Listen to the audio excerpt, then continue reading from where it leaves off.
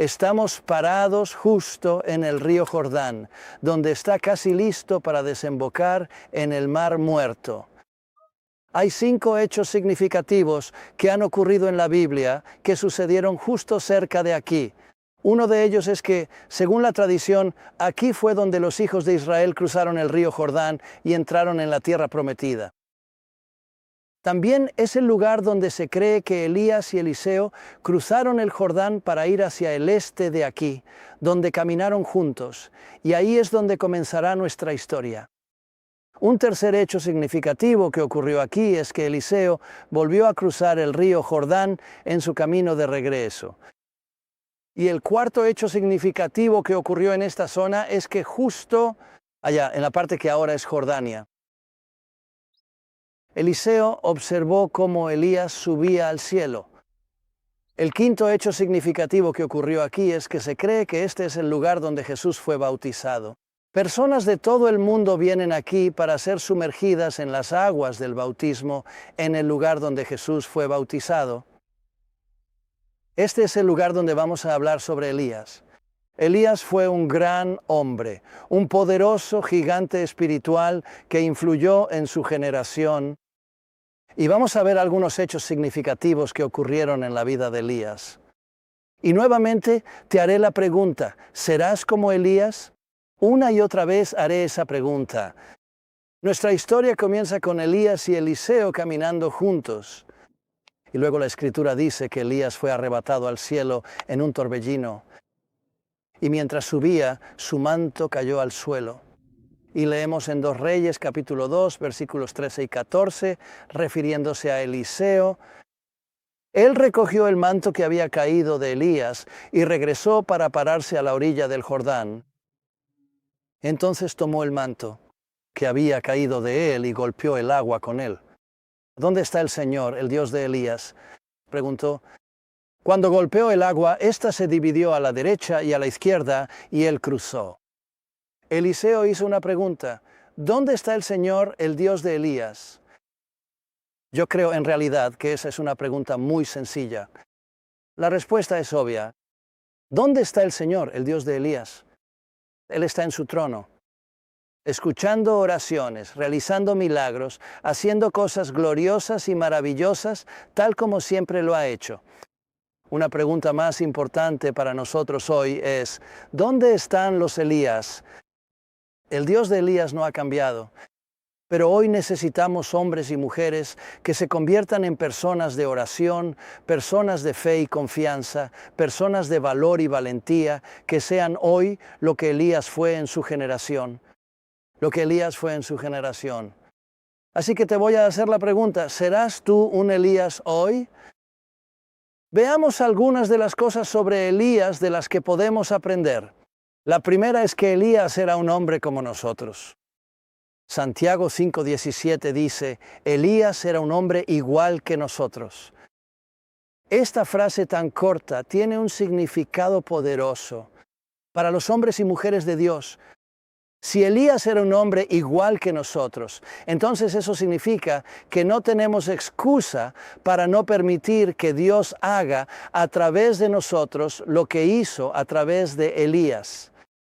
La manifestación del poder de Dios, por supuesto, será diferente de una situación a otra, pero el poder milagroso de Dios, así como Dios obró a través de Elías, también puede obrar a través de personas como nosotros, porque la Escritura dice que Elías era un hombre como nosotros. Si Elías fuera significativamente diferente de nosotros, si fuera un superhombre, entonces estaríamos excusados de no hacer las cosas que él hizo.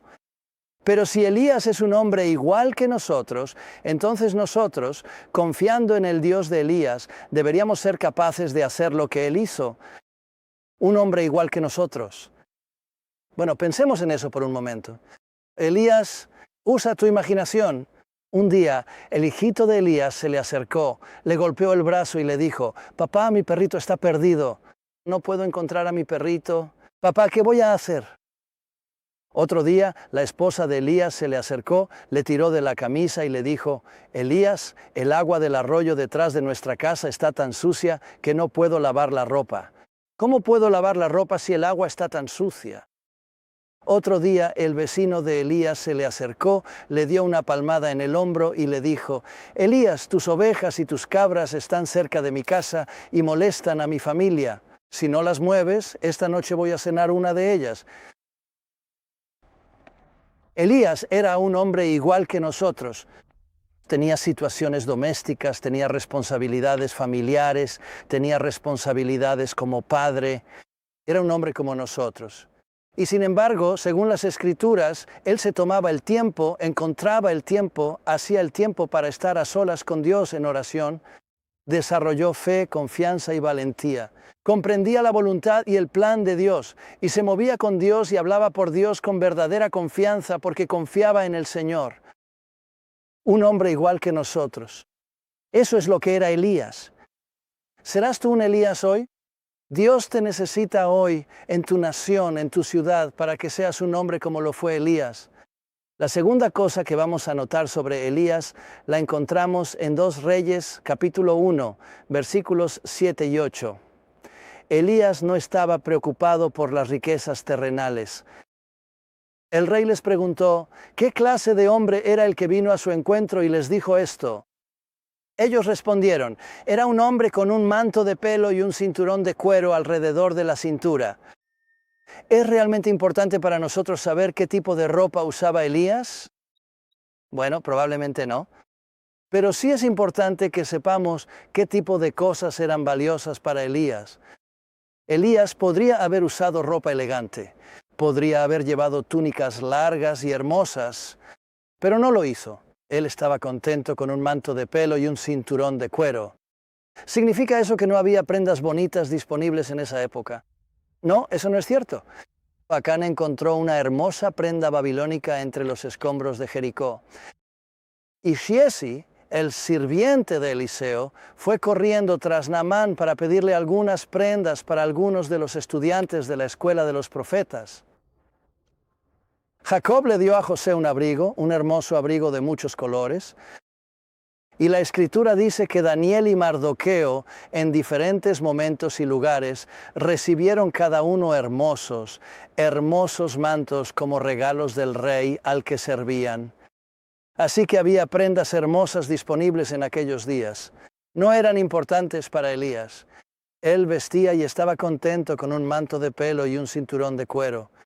¿Por qué estoy abordando esta cuestión?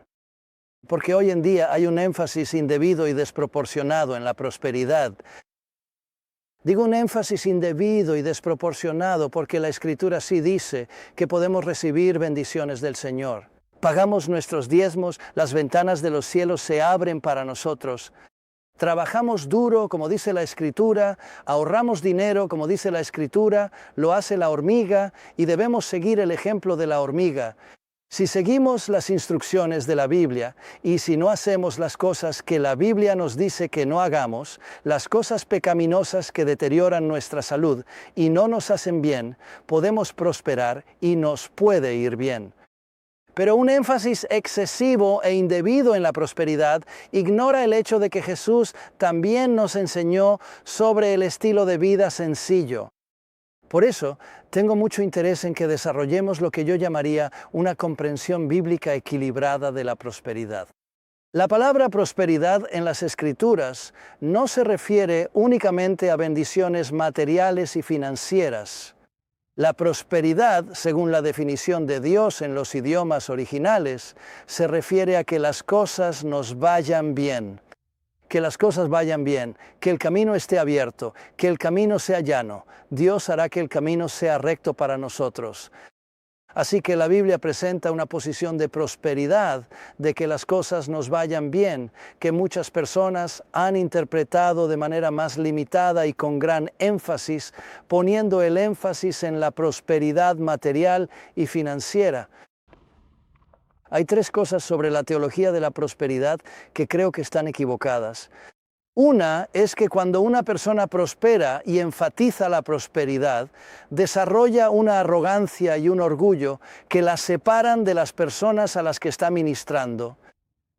Otra cosa sobre la teología de la prosperidad que me inquieta es que si una persona no prospera financieramente o materialmente, a veces se siente intimidada o desanimada porque se pregunta, bueno, ¿qué me pasa a mí? ¿Qué me pasa a mí? ¿Por qué no estoy prosperando como otras personas? Y la tercera cosa que está mal con la teología de la prosperidad es que simplemente no tiene el equilibrio de las Escrituras. Jesús enseñó el valor de un estilo de vida sencillo, lo dijo en Mateo, capítulo 6, versículos 19 y 24, dos cosas muy importantes que el hombre de Dios debe entender de la palabra de Dios. Él dijo, no acumulen para ustedes tesoros en la tierra, donde la polilla y el óxido destruyen y donde los ladrones entran y roban.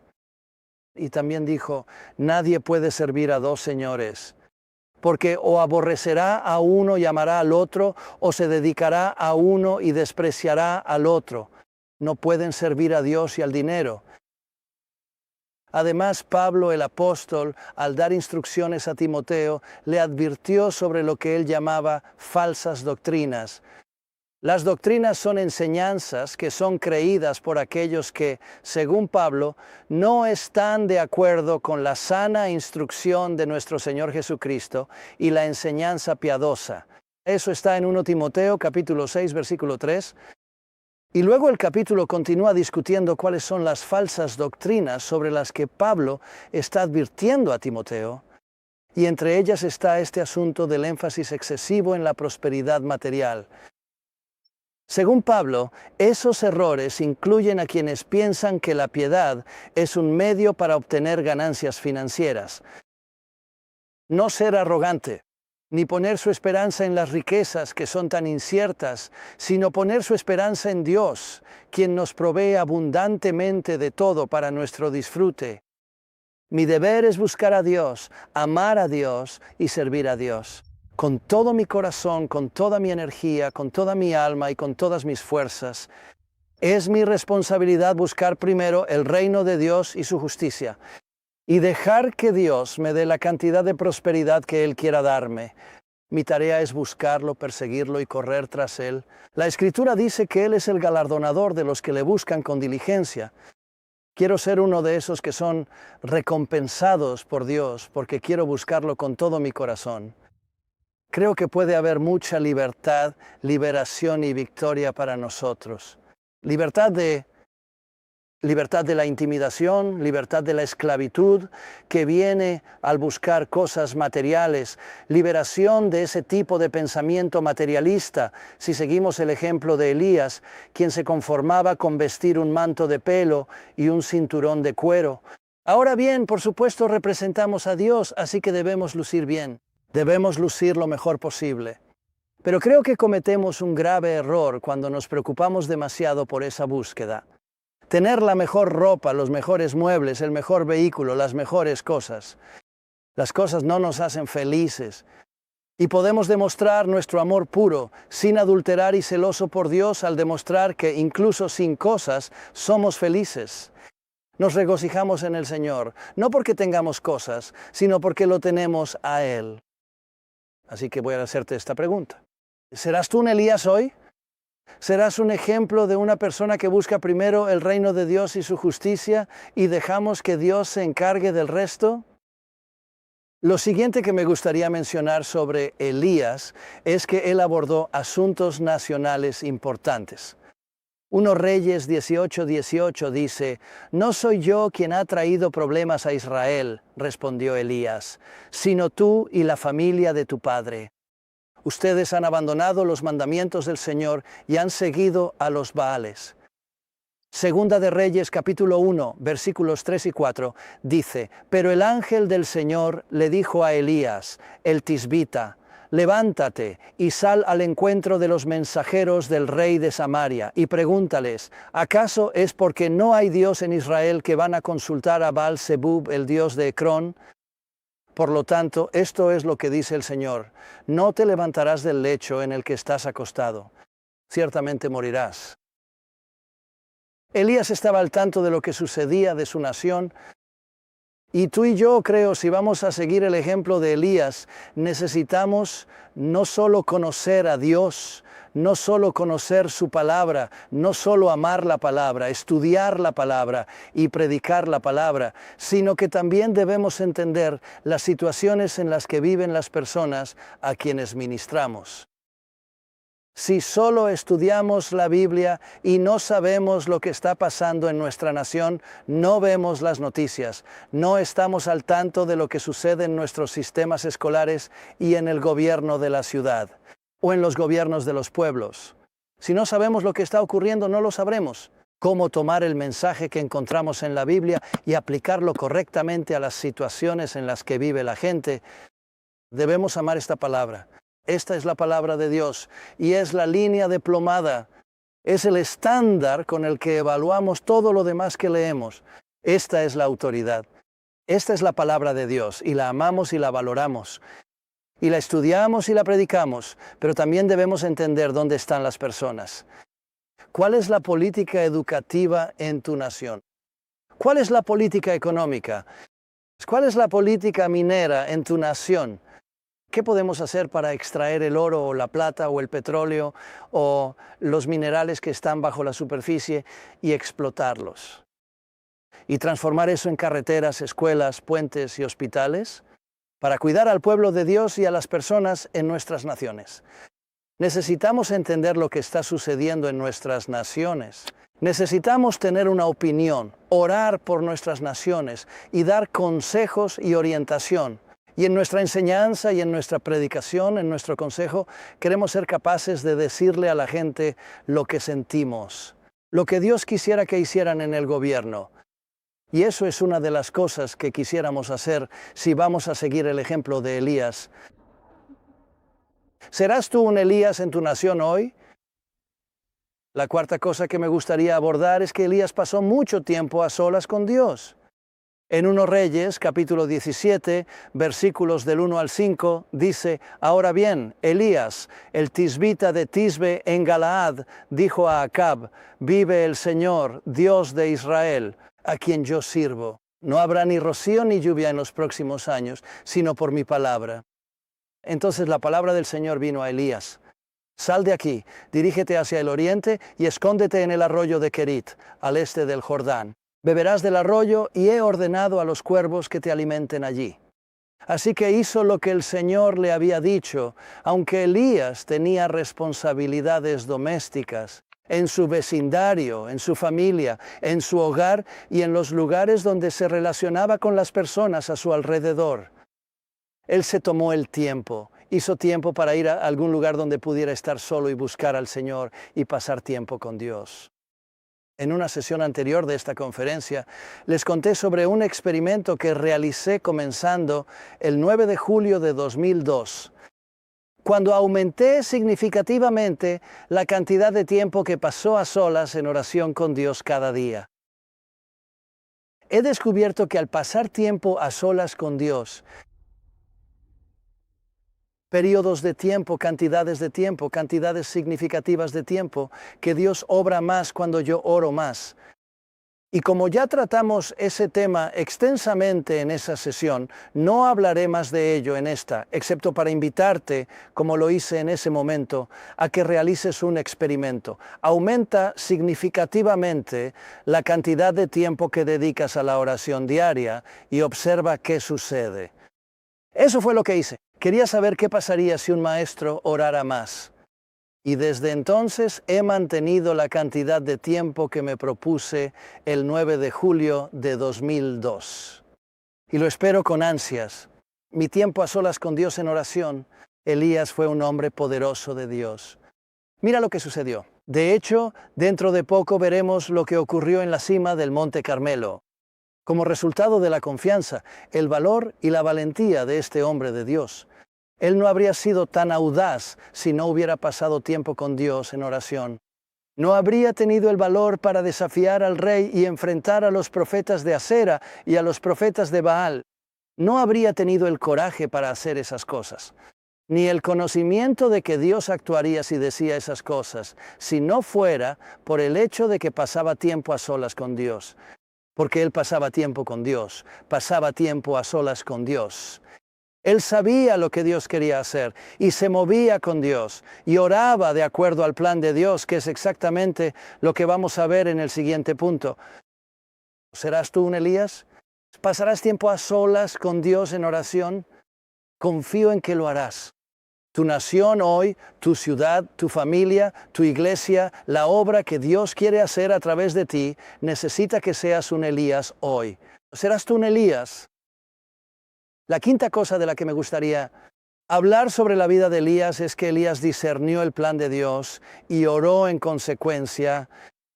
En Santiago capítulo 5, la última parte del versículo 17 y todo el versículo 18 dice así: oró fervientemente para que no lloviera, y no llovió sobre la tierra durante 3 años y medio. De nuevo oró, y el cielo dio lluvia, y la tierra produjo su fruto. La razón por la que Elías tuvo tanto éxito. Poderoso y eficaz, según Santiago 5:16. La razón por la que tuvo tanto éxito en su vida de oración es porque en realidad estaba cooperando con Dios en la oración. Él sabía lo que Dios quería hacer. Oró conforme al plan de Dios, y al orar conforme al plan de Dios, Dios estaba muy contento, dispuesto, ansioso por responder esa oración que el mismo Dios había puesto en el corazón de Elías. No muchas personas estarían orando para que no lloviera en tiempos de hambruna, pero Dios quería destruir la reputación de Baal. Baal era el dios cananeo de la lluvia. Dios quería destruir la reputación de Baal y dejar que el mundo, los israelitas, y a través de los israelitas y la historia que está registrada, dejar que el mundo sepa que Dios es Dios y que Baal es un dios falso. Y no necesitamos confiar en sistemas terrenales. Así que, aunque parezca una oración extraña, Elías oró para que no lloviera y Dios no envió lluvia. Luego más tarde oró por lluvia y Dios envió lluvia. Y en ambas situaciones Elías estaba orando de acuerdo al plan de Dios. Y Dios estaba muy complacido con lo que sucedió. Llevaremos esta idea un paso más allá al observar la sexta cosa que podemos aprender de este hombre, Elías. Elías desafió públicamente los sistemas políticos y religiosos de su época. En 1 Reyes, capítulo 18, versículo 19, dice: ahora convoca al pueblo de todo Israel para que se reúna conmigo en el monte Carmelo, y trae a los 450 profetas de Baal y a los 400 profetas de Asera que comen en la mesa de Jezabel. Mientras estaba en Madagascar en 2004, escuché acerca de un grupo de cristianos que estaban orando para que el brujo no pudiera hacer más su magia. Y dejaron saber que así era como estaban orando. Y mientras oraban y la comunidad se reunía para ver si el brujo aún podría hacer su magia, vieron que el brujo fracasó. No pudo hacer que el hombre levitara. El hombre no se levantó del suelo como había podido hacerlo en ocasiones anteriores. Y porque el poder del brujo fue quebrantado, la gente ahora era libre de volver a la iglesia. Vieron que las oraciones de los cristianos en la iglesia eran más fuertes que el poder del brujo. Así que regresaron a la iglesia y pudieron invitar a otras personas a ir con ellos de vuelta a la iglesia. Así que la historia de lo que sucedió en el Monte Carmelo puede repetirse hoy en día. Ahora, por supuesto, queremos ser cuidadosos y asegurarnos de que estamos siguiendo la guía del Señor. Pero este valiente grupo de personas cristianos en una aldea de Madagascar tuvo el valor de orar. Que el Señor Dios de Elías, quien derrotó a Asera y a los profetas de Baal, actuaría una vez más de la misma manera. Y el poder del brujo fue quebrantado, y Dios obró un gran milagro allí en esa aldea. ¿Serás tú un Elías hoy?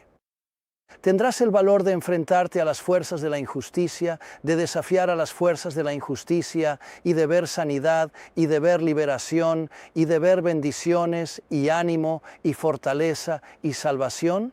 Ven a nuestras aldeas, ven a nuestras ciudades.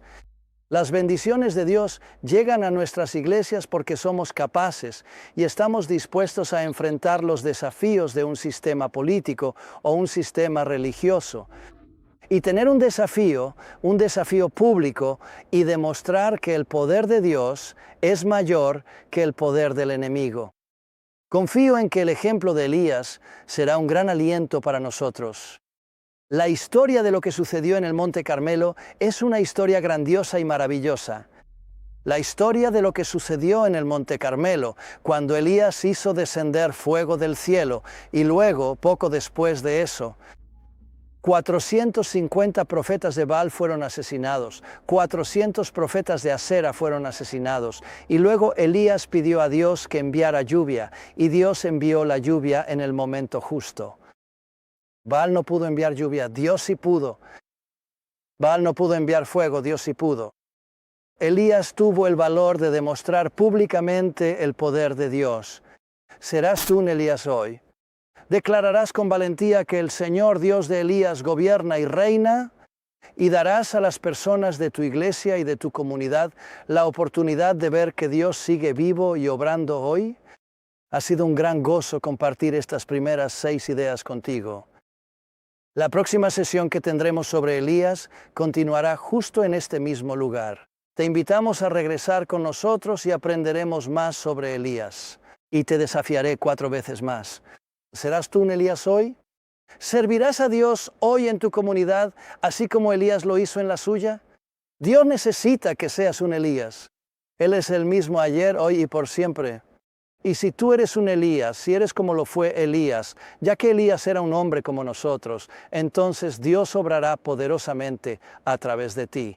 Queremos ver a Dios hacer cosas poderosas en tu vida y a través de tu vida para alcanzar a tu comunidad con el Evangelio de Jesucristo. Dios te bendiga. Esperamos volver a estar contigo pronto.